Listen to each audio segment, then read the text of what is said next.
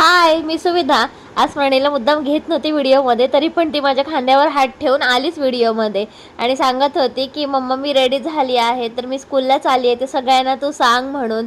आज दिवसभर काम होतं, त्याच्यामुळे काही व्हिडिओ नाही शूट केला. डायरेक्ट टी ब्रेकमध्ये व्हिडिओ शूट केला आणि आम्ही इथे तिघींनी बसून मस्तपैकी ब्लॅक कॉफी घेतली आणि ह्या पण तुम्हाला हाय करत आहेत. माझे कलिग खूप छान आहेत. त्यानंतर पुन्हा एकदा कामाला लागले.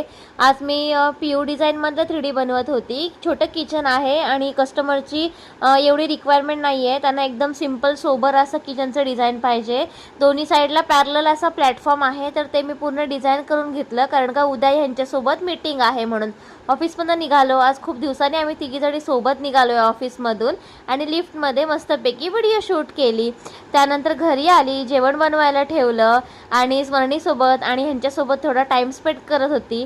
पण हे बघत होते फोन आणि त्यांना माहीत नाही मी व्हिडिओ शूट केला आहे तो.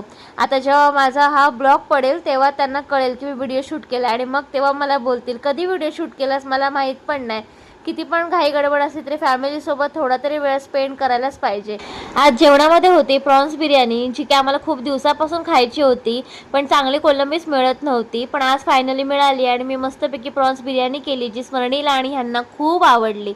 2-3 दिवस इकडे अजिबात पाऊस नव्हता, त्याच्यामुळे गरम खूप होत होतं आणि आज मस्तपैकी अचानक पाऊस आला, त्याच्यामुळे क्लायमेट एकदम थंड झालं होतं आणि विंडोतून बघायला सुद्धा खूप मस्त वाटत होतं पाऊस 2-3 दिवसांनी आल्यामुळे.